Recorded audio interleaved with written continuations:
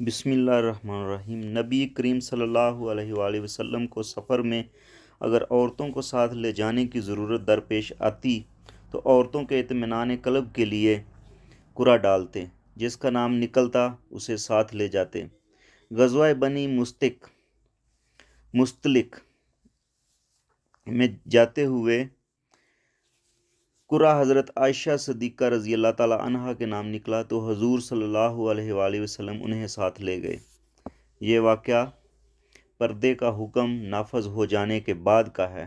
جب پردہ کی آیات نازل ہو گئیں تو اس کے بعد عورتوں کے کجاوے پر بھی پردہ ہوتا تھا۔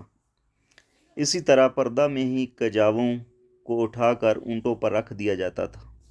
غزوہ سے واپسی پر راستے میں قافلے کا چلنے سے پہلے آپ قضائے حاجت کے لیے چلی گئیں۔ جب قضاء حاجت سے فارغ ہو کر قافلہ کے قریب پہنچیں تو دیکھا کہ آپ کے گلے کا ہار ٹوٹ کر گر گیا ہے۔ آپ اس کی تلاش میں واپس چلی گئیں۔ جب واپس آئیں تو قافلہ کوچ کر چکا تھا، کجاوا پر پردہ ڈالا ہوا تھا۔ اسی طرح قافلہ والوں نے اسے اونٹ پر رکھ دیا۔ انہوں نے سمجھا آپ اپنے کجاوا میں ہی ہیں۔ چونکہ آپ کا وزن بھی بہت کم تھا، اس لیے قافلہ والوں کو علم نہ ہو سکا۔ آپ واپس لوٹ کر وہیں بیٹھ گئیں کہ مجھے تلاش کرنے کے لیے یقیناً قافلہ والے واپس آئیں گے۔ آپ اسی حال میں سو گئیں۔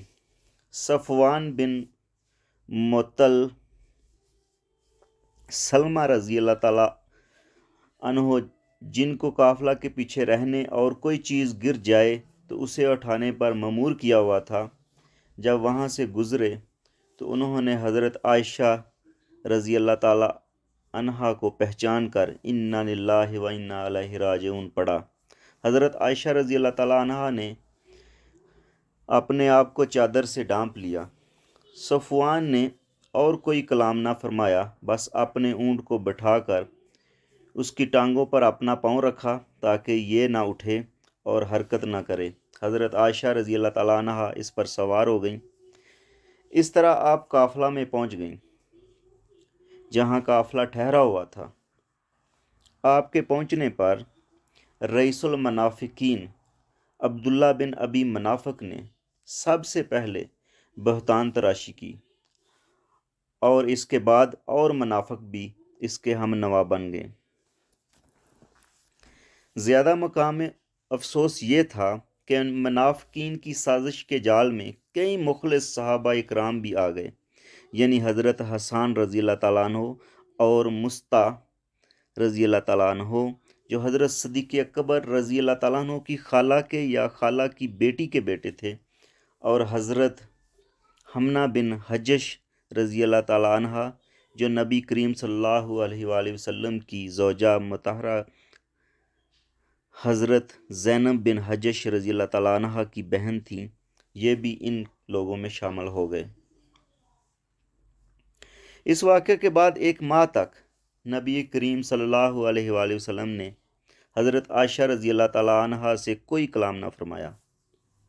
ایک ماہ کے بعد جو فیصلہ اللہ تعالیٰ فرمائے گا وہی ہوگا۔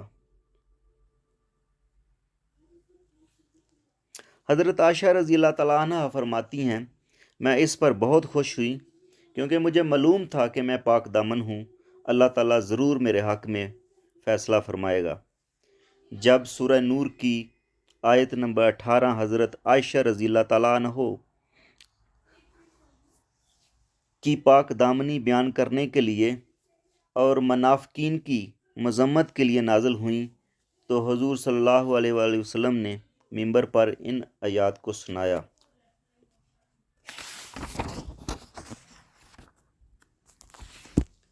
حضرت علامہ راضی رحمۃ اللہ علیہ فرماتے ہیں، اگر کوئی شخص کہے کہ نبی کریم صلی اللہ علیہ وآلہ وسلم کو علم نہیں تھا، اگر آپ کو اس واقعے کا علم ہوتا تو آپ پریشان کیوں ہوتے؟ اس کا جواب یہ ہے کہ بے شک نبی کریم صلی اللہ علیہ وآلہ وسلم کثیر طور پر کافروں کی باتوں سے پریشان ہو جاتے تھے، حالانکہ آپ کو معلوم ہوتا تھا کہ ان کی یہ باتیں غلط ہیں۔ اللہ تعالیٰ نے ارشاد فرمایا، تحقیق ہمیں معلوم ہے کہ بے شک آپ کے دل کو ان کی باتوں سے تنگی حاصل ہوتی ہے، یہ مسئلہ بھی اسی قبیلے سے ہے۔ علامہ راضی رحمۃ اللہ علیہ فرماتے ہیں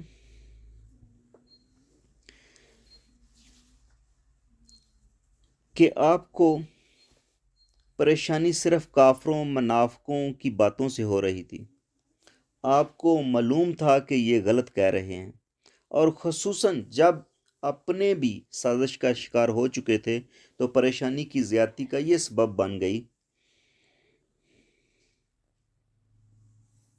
اللہ تعالیٰ کے ارشاد سے پہلے اگر آپ خود ہی منافقوں کی باتوں کا رد فرماتے تو ان کے منہ بند کرنے مشکل تھے، لیکن قرآن پاک کی آیات کے نزول کے بعد ان کو ظاہراً کچھ کہنے کی جرات نہ ہو سکی، کیونکہ قرآن پاک نے تو ان کو واضح طور پر چیلنج کر دیا تھا۔ قرآن پاک کی ایک چھوٹی سی سورہ جیسی سورہ تم بھی بنا کر پیش کرو، لیکن وہ کوشش کے باوجود عاجز آ چکے تھے۔ صلو علی الحبیب صلی اللہ علیہ وآلہ وسلم۔